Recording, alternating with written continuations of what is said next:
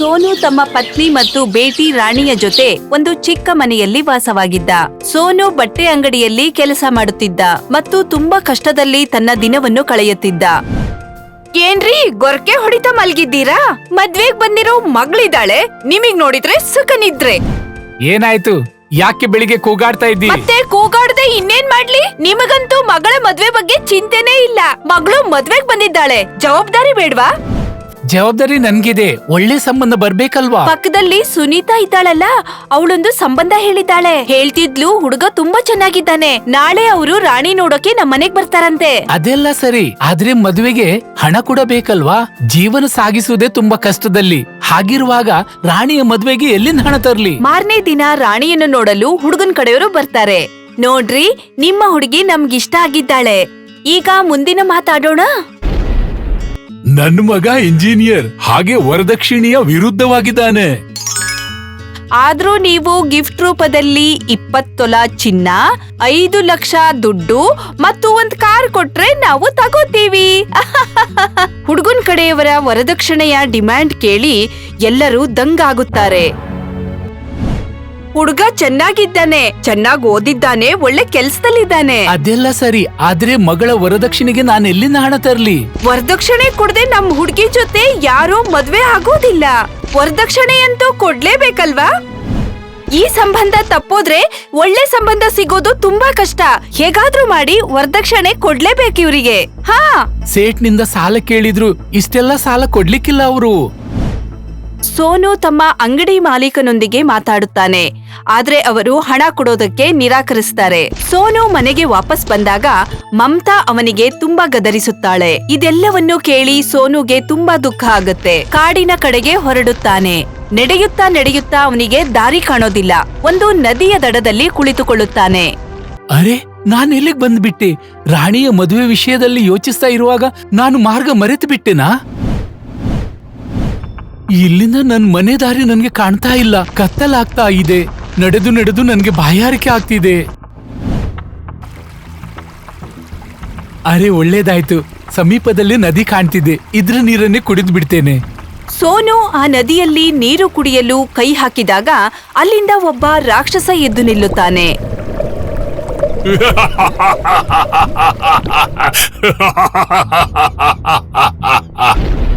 ಮತ್ತದನ್ನು ನೋಡಿ ಸೋನು ಹೆದರ್ಕೊಳ್ತಾನೆ. ತುಚ್ಛ ಮಾನವ, ನೀನು ಈ ನದಿಯ ನೀರನ್ನು ಕುಡಿಯುವಂತಿಲ್ಲ.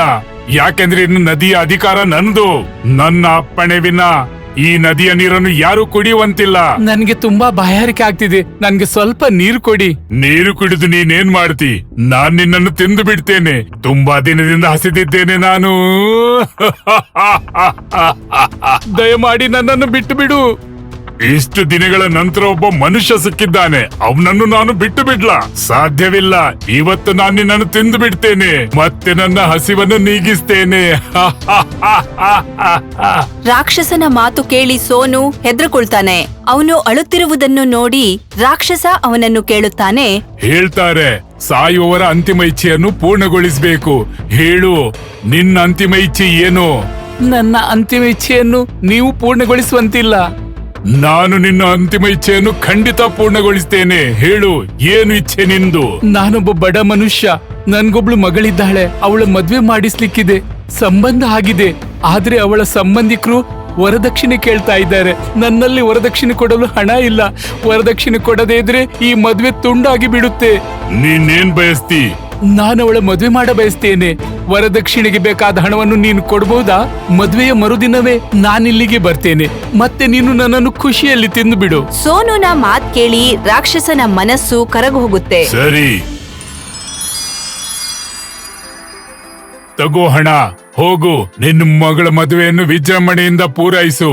ಆದ್ರೆ ಒಂದು ವಿಷಯ ನೆನಪಿರ್ಲಿ, ಮದುವೆಯ ಮಾರನೇ ದಿನ ನನ್ನ ಭೋಜನಕ್ಕಾಗಿ ನೀನು ಇಲ್ಲಿಗೆ ಬರ್ಲೇಬೇಕು.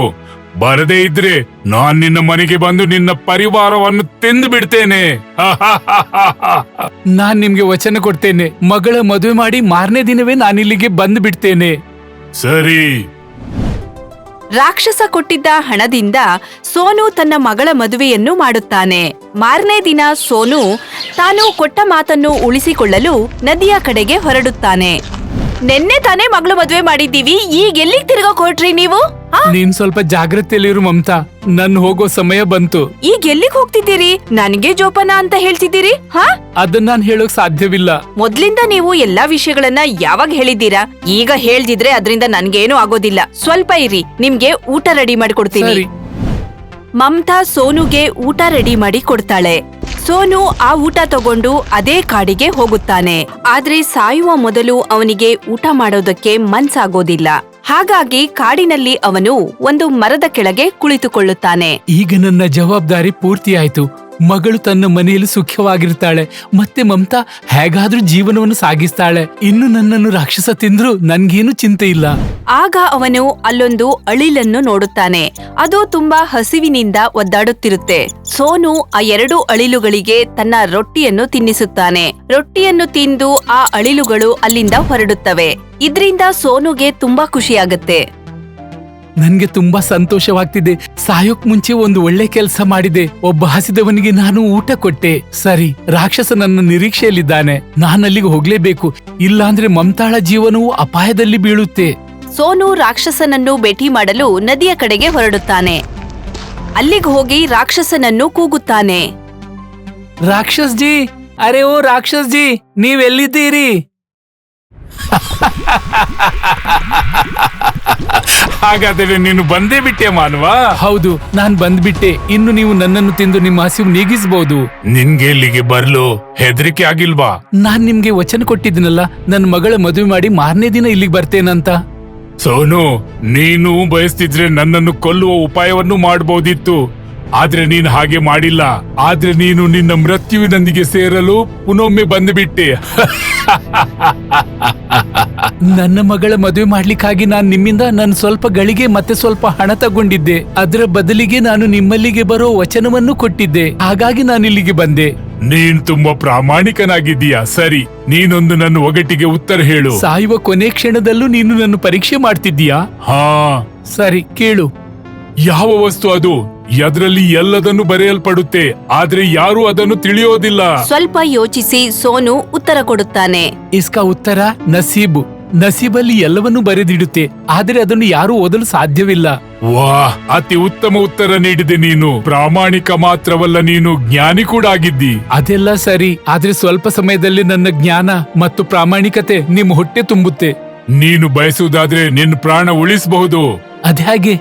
ನಿನ್ನ ಪ್ರಾಣವನ್ನು ಉಳಿಸಲಿಕ್ಕಾಗಿ ನನ್ನ ಜಯ ಜಯಕಾರ ಮಾಡಬೇಕಾದೀತು. ಹೇಳು, ಶೈತಾನ್ ಜಿಂದಾಬಾದ್.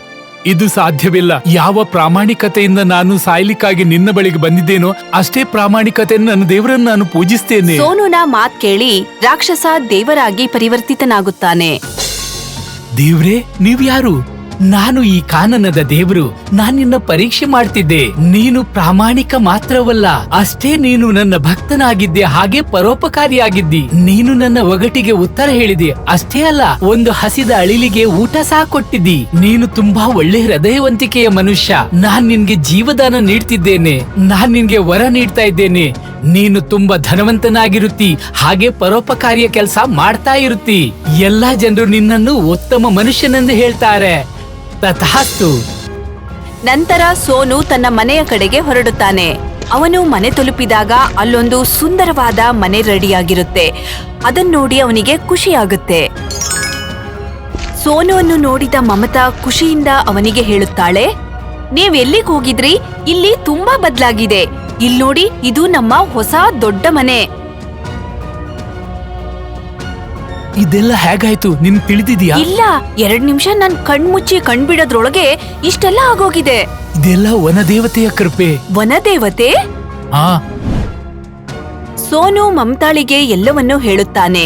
ಇದನ್ನು ಕೇಳಿ ಮಮತಾಳು ಖುಷಿಯಾಗುತ್ತಾಳೆ. ನಂತರ ಸೋನು ಮತ್ತು ಮಮತಾ ಇಬ್ರು ಖುಷಿಯಿಂದ ಪ್ರಾಮಾಣಿಕವಾಗಿ ತಮ್ಮ ಜೀವನವನ್ನು ನಡೆಸುತ್ತಾರೆ.